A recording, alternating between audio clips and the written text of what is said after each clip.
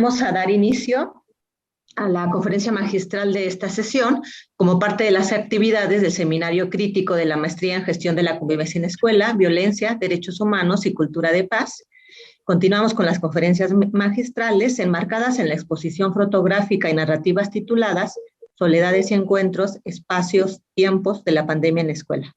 El día de hoy nos acompaña Marcela Agudelo, psicóloga de la Universidad del Externado de Colombia, maestra de Estudios Culturales con mención en Políticas Culturales por la Universidad Andina Simón Bolívar de Ecuador y candidata a doctora en Conocimientos y Cultura en América Latina por el IPECAL México. Es profesora investigadora de la Universidad del Externado de Colombia y miembro de CLAI y de IPRA.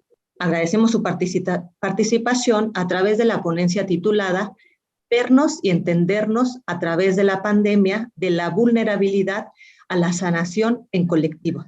Sin mayor preámbulo, le damos la bienvenida a Marcela y le dejo los micrófonos. Adelante, Marcela. Bueno, estoy muy contenta de recibir esta invitación, también de recibirla de una amiga tan querida y de una compañera con la que en los últimos tiempos venimos resonando como tan lindo. Me gustaría contarles primero un poquito quién soy y qué hago, porque me gustaría que la charla un poco nos permita dar vueltas a esta propuesta de cómo avanzar de la visión de la vulnerabilidad hacia una posibilidad de sanar en colectivo. Como les comentó Leticia, mi nombre es Marcela Agudelo, soy psicóloga, pero mi formación es interdisciplinar en investigación, siempre me interesaron como otras vías de resonancia, no sé, en los caminos de la interculturalidad, de los estudios culturales, y como colombiana, pues siempre me había negado un poco a trabajar con el tema del conflicto, pero cuando estaba en Ecuador empecé a explorar como esta vía de una comprensión más profunda de lo que significa a nivel de lo psicológico, pensar que los sujetos, pues somos sujetos históricos y que los sujetos en su condición intersubjetiva de hacernos sujetos en el mundo, pues no podemos no ser el mundo que vivimos. Y eso, pues para mí como colombiana fue una pregunta que me marcó mucho y que me obligó un poco a empezar a pensar estos temas a propósito de la subjetividad y la violencia. Y un poco más adelante en esta posibilidad también de avanzar hacia la construcción de paz y subjetividad, que podría pensarse siempre son un poco complementarios, pero quizás la cara un poco más potente de estudiar entre tantas cosas difíciles que vivimos en América Latina cada día. Esa propuesta de, digamos, como empezar a pensar en los temas de violencia y de subjetividad me llevaron a un camino que venimos construyendo acá también en la Universidad Externado de Colombia, a propósito ir alrededor de una psicología cultural comprensiva como un fenómeno también, digamos, de una posibilidad crítica, hermenéutica para comprender nuestras realidades, un poco desde allí, desde donde les voy a querer hablar. Bien, ¿por qué les he propuesto para esta tarde en la conversa este tema de vernos y entendernos a través de la pandemia? Porque creo que pues ya todos atravesamos un largo periodo con este tema de la pandemia y sobre todo de la sindemia en América Latina. Nadie lo vio venir, todos estábamos así como que sí, como que no, como que ¿qué es esto? ¿De qué se trata? Pero una vez llega el COVID a nuestras experiencias, pues esa definición de sindemia nos obliga a pensar que fue justamente una serie de catástrofes conexas, ¿no? Que tienen que ver, pues, justamente quiénes somos en América Latina, cómo esta serie, digamos, como de fenómenos globales tan problemáticos se insertaba en nuestra realidad, como gente que vive en lugares tan bellos y tan complejos al mismo tiempo como, pues, como es México también, como es Colombia, en donde se vive sabroso cuando se puede, pero también tenemos realidades muy duras constantemente para la gente y para la vida, ya antes del COVID. Ahora con el COVID, pues lo que vivimos fue una agudización de una serie de procesos que en nuestro caso, pues nos agobiaba en términos de esa imposibilidad de intervenir una realidad que quizás antes del COVID ya venía oliendo mal y en profunda decadencia. Esta cuestión entonces del COVID y de qué significa el COVID en América Latina nos obliga necesariamente a plantearnos una pregunta fundamental muy sencilla y muy escasa en cualquier panorama de formación posgradual. ¿Quiénes somos? Y uno diría, bueno, pues normalmente la gente sabe quién es. Yo les diría no tanto, porque normalmente en los espacios de formación, en los espacios académicos estamos ocupadísimos con las teorías, ocupadísimos con los conceptos, ocupadísimos con los autores, lo que hay que ver, la rúbrica, las notas, el diploma, pero pocas veces llega a ocupar el espacio del aula la pregunta de quiénes somos. Y eso pues tiene unas resonancias particulares de las que quisiera que conversemos hacia adelante. Fue una pregunta, de todas formas, a la luz del COVID difícil de hacer, ¿no? Pasamos un tiempo en donde hicimos un poco como una exploración del hacer de cuenta que está todo bien, ¿no? Al principio, quienes podían, más o menos bien, eso se va un poco como fragmentando frente a la magnitud de tantas rupturas que se venían juntas y además con una plausibilidad de algo que sucedió que era que dejó de ser suficiente que yo estuviera bien y empezamos a comprender cómo había una serie de fenómenos encadenados en donde, pucha, no solamente que uno esté bien es suficiente, tuvimos que empezar a preguntarnos, bueno, ¿cómo es que funciona esto de, pues, el nosotros? Y esa es una pregunta que es muy difícil desde la teoría social, pero también desde la posibilidad de pensar lo intersubjetivo. ¿Cómo se construye ese nosotros? Es una pregunta que no tenemos resuelta y que a veces no nos planteamos con suficiente seriedad. Entonces, esa posibilidad de pensar yo me salvo si estoy bien fue fragmentándose, fue rompiéndose. Y entonces, de nuevo, esa pregunta por el quiénes somos en América Latina ya no se trata de cómo vivo yo, sino de empezar a desnudar un poco la realidad que tenemos enfrente. Y eso, sumado un poco como a esa tiranía tiranía, digo yo como psicóloga, de que todo el tiempo uno tiene que estar como obligado a decir que está bien, ¿no? Y entonces estoy bien, uno está sufriendo mucho por dentro, pero dice está bien porque la convención dice que hay que decir que está bien, pero es una tiranía. Pero pronto pasamos de esa tiranía a encontrarnos en una situación en donde estábamos estudiantes, docentes, papás seguramente, atrapados en una situación que de pronto nos parecía no tener sentido. Era un encuentro permanente de estoy acá, no sé cómo estoy, no sé qué va a pasar, pero estoy acá. Y ese sinsentido empezó a ser, digamos, como una profunda mella en la experiencia de cómo atravesamos también todo esto y de, pues hoy todavía estamos viendo cómo en términos de salud mental todas estas cosas no terminan todavía de manifestarse, expresarse y resolverse. Ahora bien, en Colombia particularmente, pues tuvimos además, y me gustaría como que centremos la atención en esto, no solamente tuvimos la experiencia de vivir el COVID 2020, sino que en 2021 atravesamos una crisis social, política y económica muy fuerte. Por supuesto que no está desvinculada de esto, pero que como suele tornarse todo en sociedades como la mexicana o la colombiana, uno dice, no puedo creer que esto esté pasando, porque los niveles de absurdo y de violencia y de escalada de eventos tan fuertes que tuvimos que vivir, no superó lo normal. Y nosotros somos sociedades acostumbradas a vivir con cosas que no, nadie debería acostumbrarse a vivir con ellas, pero lo hemos hecho.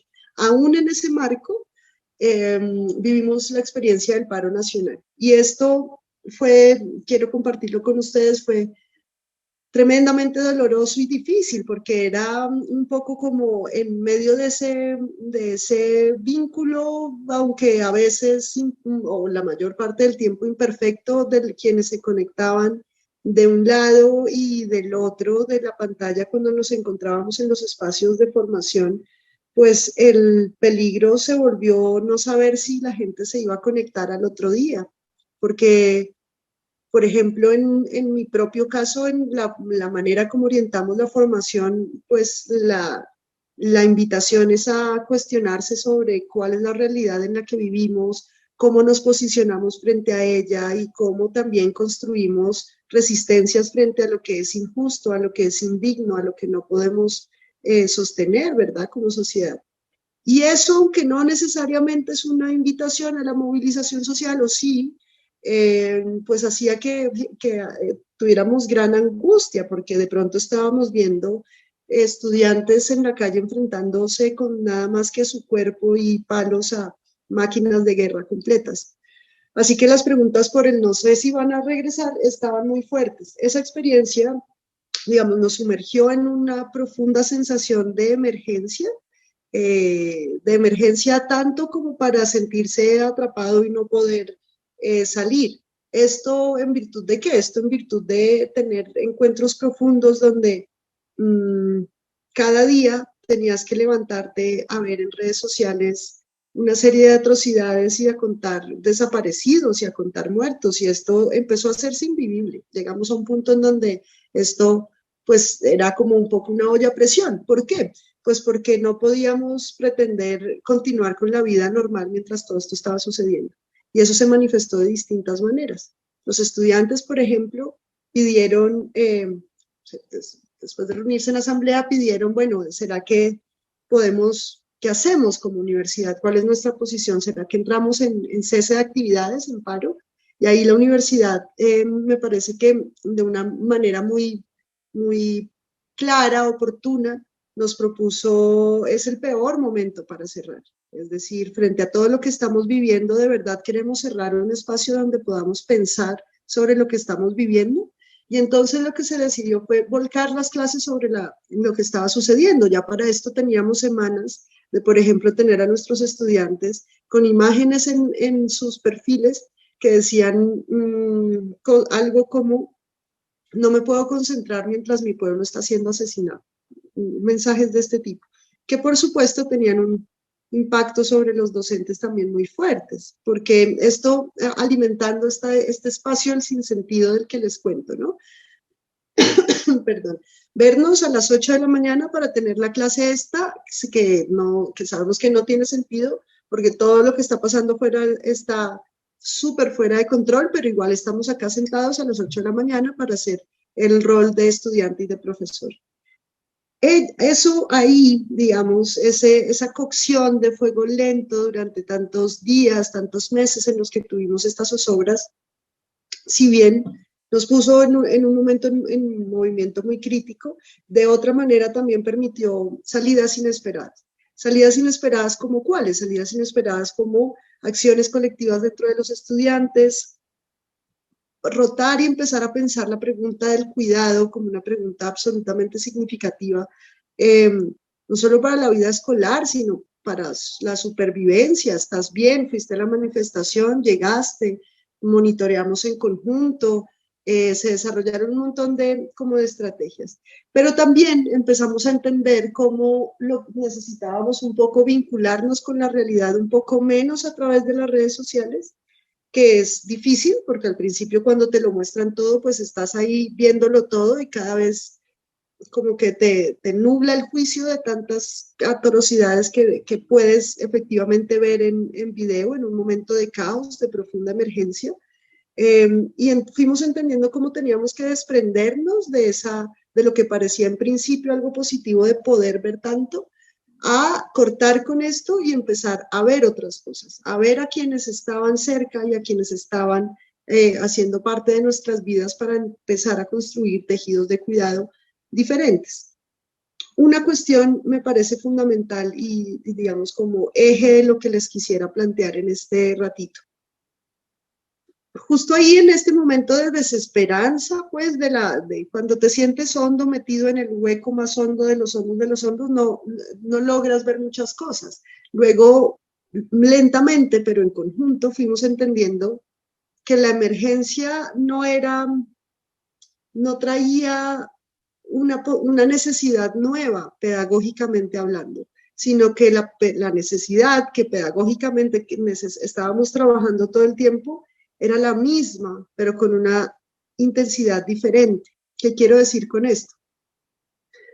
La emergencia lo que nos puso fue contra la pared, ¿verdad? Contra la pared de ya o ya, una olla a presión completamente, y sin embargo, nosotros los que trabajamos en procesos de construcción de paz sabemos que los procesos son de cocción lenta, no son, digamos, al estallido social, al fuego que se enciende con solamente mirarlo, sabemos cómo funciona, sabemos que enciende, hace súper luminosidad, pero se apaga con la misma velocidad. Y nosotros veníamos trabajando y apostándole pues a un proceso de un alcance diferente, ¿no? Y con unas necesidades pedagógicas en el aula distintas. De eso empezamos a darnos cuenta y a retornar, digamos, sobre el espacio de construir esos círculos y espacios de sentido en el aula, que es más de lo que quisiera contarles. Hay una máxima, digamos, en esto que nos ha propuesto Estela Quintar también en el IPECAL, que es pensar la educación como el puente para la vida. Digamos, desde distintas ópticas uno puede pensar esto, pero lo que supone la educación como un puente para la vida es cómo podemos hacer que esto que nos parece tan importante también permita a la gente pensar sobre lo que está viviendo y no pensar que está fuera, abstraído, como en una burbuja mientras la realidad sucede a su alrededor, sino cómo es justamente ese sustrato de realidad el que se inserta en las aulas, pero ya no de manera anecdótica ni de manera periodística en donde comentábamos los sucesos, la tanqueta, el golpe, la bomba, el estallido, sino nuevamente retornar la mirada sobre nosotros mismos y preguntarnos quiénes somos. Y preguntarnos quiénes somos ya no en el espectro más grande, político, frente a lo que estábamos viviendo, sino ahí, en el lugarcito de nuestras casas, de nuestras vidas que ocupamos en nuestras familias, quiénes somos y qué nos duele y de qué estamos hechos. Entonces, un poco como retornar sobre esta idea de esa subjetividad social que es una emergencia constante, permanente, que es histórica, en el sentido en que ninguno de nosotros es un sujeto arbitrario. No es que esta mañana nos levantamos siendo así como estamos siendo, ¿verdad? Sino que somos el resultado de ser, pues, toda la vida lo que hemos sido y lo que hemos hecho y con quienes hemos conversado y con quienes libros hemos conversado y con quienes no, quizás, ¿no?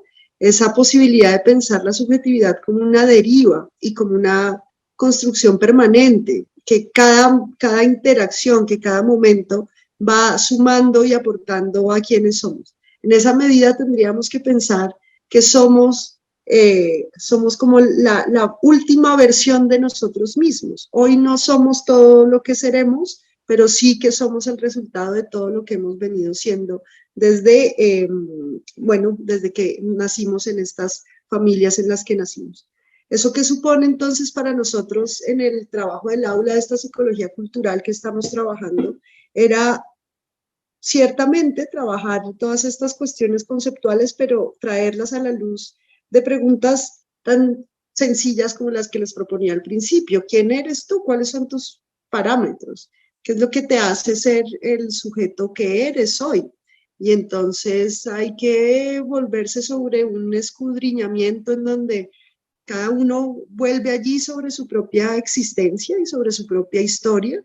Vamos, es una aproximación que tiene mucho del trabajo biográfico de cada una de las personas, pero en donde vamos escalando de unos círculos de conversación que involucran pensar y poner mis coordenadas de sentido y de existencia en un primer plano, en un plano en donde lo hago común, pero en donde también al mismo tiempo que voy haciendo eso, me voy haciendo un sujeto vulnerable.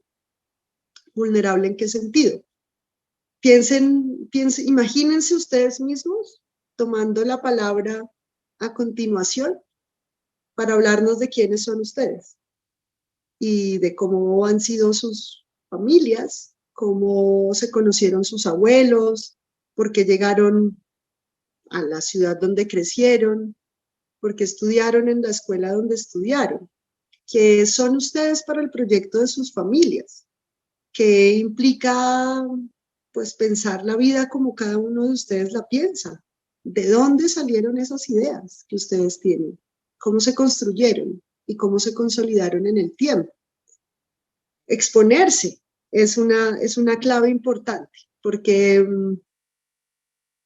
Esto es un poco como desnudarse y desnudarse como propósito central de la clase. Entonces, imagínense cómo la interacción de aula ya no es solamente la conversación sobre el capítulo 7 del texto, no sé qué, sino es una conversación en donde cada uno de nosotros está tejido y tejiéndose.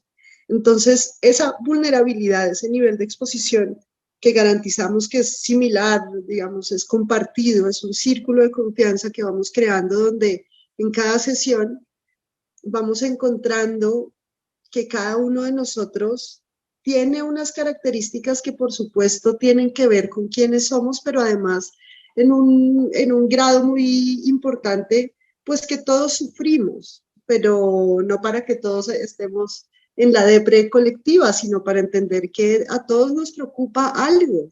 Nadie nunca tiene la panacea de la felicidad, pero eso no quiere decir que está mal. Lo que pasa es que cuando sufrimos en silencio, las cosas se van haciendo grandes hasta que nos destruyen por dentro, ¿no? Se marchita uno por dentro. Entonces, esa posibilidad de irse encontrando en cada sesión, donde los estudiantes tienen que preparar una presentación sobre sí mismos, es una propuesta que nos ha permitido ir como construyendo una visión también sobre esta posibilidad de una psicología que interviene sobre la política de la vida y de la dignidad y de cómo se puede construir paz desde allí. Pensemos, por ejemplo, que hay un paso que parece simple y no lo es, que tiene que ver con esta posibilidad de para uno mismo hacerse sujeto histórico y hacer el salto entre dónde está ubicada mi familia en relación con mi país, con mi contexto, dónde estábamos mientras sucedía todo esto, pero además hacer de ese el motorcito principal sobre el cual hacerse la pregunta de quién quiero ser, ¿no? No solamente abandonar un poco como ese lugar en donde uno se siente un espectador de lo que sucede alrededor de uno y pasar a ocupar el lugar de la gente que decide, que incide sobre lo que quiere y sobre lo que puede construir. Acuérdense ustedes del inédito viable del que nos hablaba Freire, y entonces de cómo empezar a construir unas coordenadas de certeza sobre la realidad en la que estoy, que a pesar de que estamos unidos en la realidad en la que estoy, pensar esa realidad es un desafío constante y permanente, pero que yo puedo pensar sobre esa realidad cuando pienso sobre mí misma, romper esa separación entre estructuras sociales y estructuras subjetivas para poder pensar en cómo lo que somos es unas continuidades históricas que implica pensar que somos sujetos de época. Cómo amamos hoy, cómo conformamos nuestra familia, cómo pensamos nuestras interacciones de aula, tienen que ver con la época que habitamos, con el mundo y con el contexto en el que vivimos. Ustedes, si son también compañeros mexicanos, pues están marcados por también esa historia de interacciones que tienen en su país, como les cuento acá en Colombia. Pues nosotros, no me atreveré a hablar sobre ustedes, pero les diré que los colombianos somos seres muy particulares, porque si no hemos estado de un lado o del otro de las victimizaciones, sí que lo hemos conocido.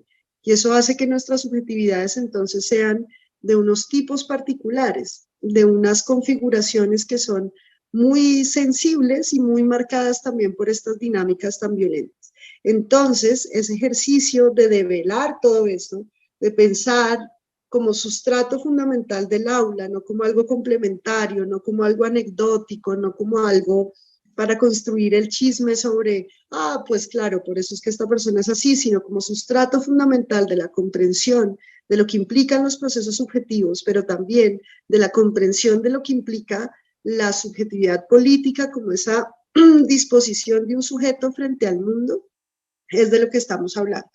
Recuerden que ahí hay un supuesto fundamental, que es el conocimiento es una relación. Y si el conocimiento es una relación, quiere decir que es la relación de conocimiento de alguien. Y entonces no es posible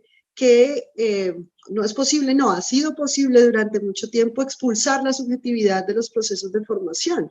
La pregunta es, ¿Cómo hacemos para retornar sobre esos procesos subjetivos en los espacios de formación?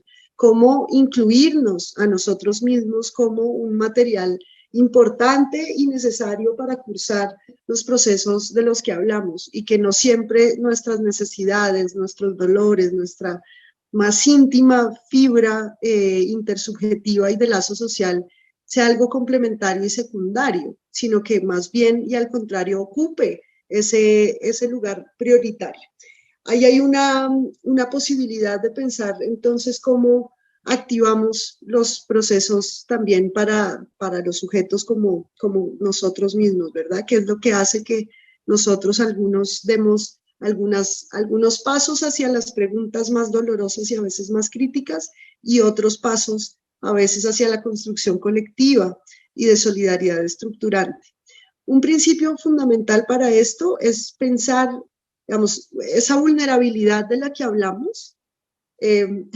Los chicos suelen decir, esto yo se los digo, pero pónganlo en contexto. Los chicos suelen decir que mi clase es la que hace llorar a todo el mundo, y no es cierto, no es que yo hago llorar a todo el mundo, aunque la gente llora, pero no se trata de eso. Se trata de cómo compartimos nuestra vulnerabilidad entre los sujetos. Y es como, de cómo hacernos sujetos vulnerables en el espacio del aula, pero reconocernos todos y cada uno como vulnerables hace que reconozcamos que todos y cada uno somos también la posibilidad de cuidar del otro. Porque si mi generosidad resuena con tu vulnerabilidad, hemos ganado mucho. Pero si todos actuamos como si nadie fuera vulnerable y todos fueran máquinas contra las que tenemos que pelear, la solidaridad estructurante no emerge nunca. El reconocimiento y el patrón del cuidado, y en esta visión de la sanación colectiva, es la de reconocer que somos todo lo que tenemos, es decir, no tenemos nada más que a nosotros mismos. Ninguna institución, ninguna política estatal, ninguna dimensión macrosocial va a intervenir sobre la posibilidad de esa vulnerabilidad mía y tuya. Pero quizás si nosotros reconocemos que esa vulnerabilidad que podemos ver dentro de nosotros cuando pensamos en nuestra historia, en nuestra familia, en nuestros dolores, nuestras alegrías, si podemos reconocer en los otros esa dimensión de profunda vulnerabilidad, podemos reconocer que la pauta de nuestra acción también puede ser la generosidad. Independientemente de lo que sea, todos estamos tramitando algo, todos estamos sanando algo. Entonces, ¿qué pasa cuando el patrón de la acción intersubjetiva ya no es pues la de cualquier cosa, sino la de profundo cuidado con el otro? Ustedes se ríen un poco, pero yo les digo, es como subirse al metro y pensar que cada una de esas personas que van en el metro es un universo de vulnerabilidad y de sentido que está en expansión, a veces en caos, ¿no? Pero, ¿qué pasaría si pensamos que cada una de esas personas se puede encontrar con nuestra sonrisa, con nuestra acogida, con nuestra calidez, por principio, por delante, por principio de comprensión humanizante de que todos somos seres vulnerables? Entonces, para cerrar y recogiendo, entonces, esta visión del reconocimiento de nuestra vulnerabilidad no es reconocernos débiles, no es que en la clase de la profe Marcela se haga llorar a la gente, sino que reconocemos que llorar a veces también hace parte de reconocer lo que nos duele y que todos estamos de alguna manera rotos por algún lado. Pero eso no quiere decir que no podamos restaurarnos, pero el principio de la restauración es el cuidado colectivo. De lo contrario, solamente las fracturas se vuelven fisuras profundas, profundas, profundas hasta que te rompes.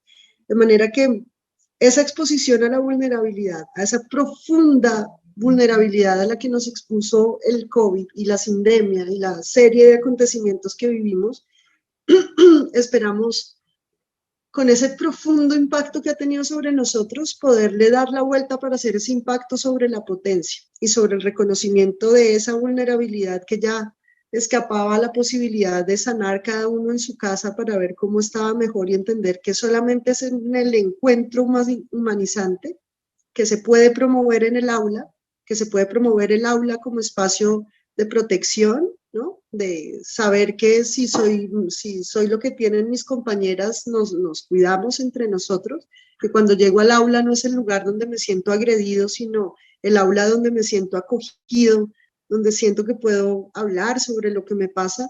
Entonces ahí estaremos dando pasitos hacia, no solamente hacia la sanación en colectivo, sino hacia la sanación de la violencia que en nuestros países es tan grande. Quiero cerrar diciéndoles esto.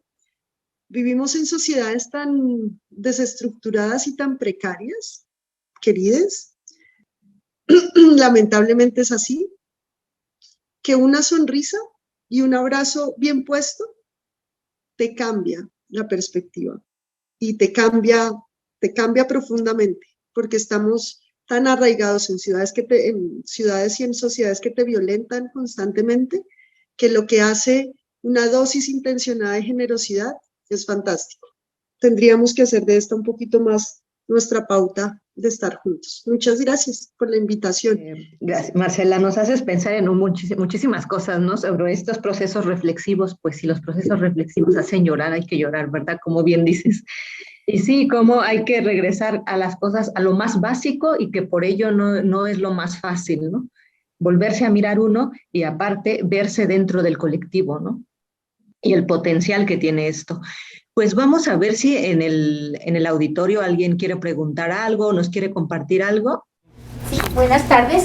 Pues ha resultado muy interesante esta plática, te la agradecemos mucho. Y bueno, nada más comentar que hace unas semanas leí el libro de Adela Cortina, el último, donde precisamente nos platica acerca de esta cuestión de la vulnerabilidad y lo que nos dejó la vulnerabilidad. Y de que aún dentro de la vulnerabilidad colectiva hay más vulnerables, ¿no? Hay personas que son más vulnerables que otras.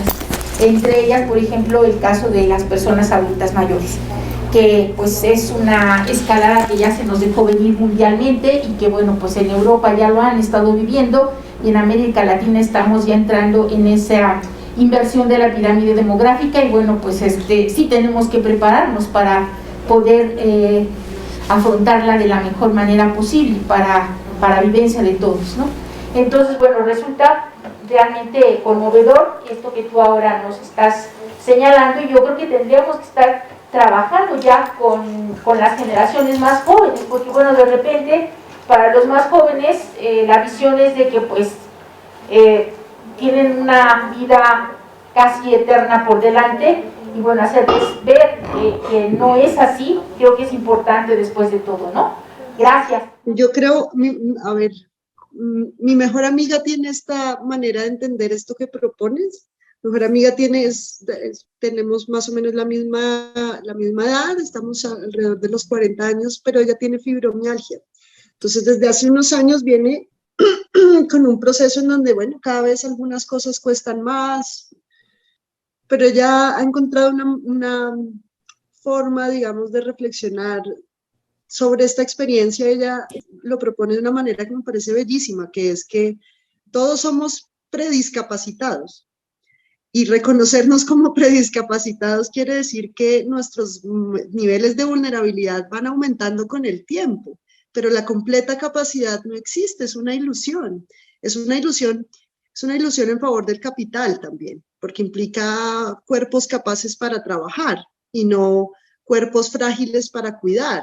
Cuando el cuidado se transforma en un problema central para nuestras sociedades es tremendo, porque implica pensar que la vida no gira alrededor de los tiempos del capital, sino que quizás es importante recuperar la visión de, bueno, ¿qué pasa cuando la vida gira alrededor del cuidado y no del deber del trabajo?